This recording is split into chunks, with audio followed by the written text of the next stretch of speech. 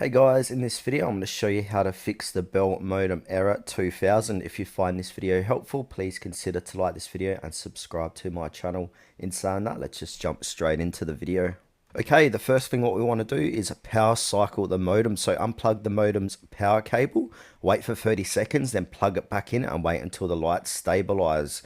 Check if the error clears. Step 2, check for a service outage. So go to the Bell service status page or use the My Bell app. If there's an outage in your area, you need to wait for Bell to resolve it.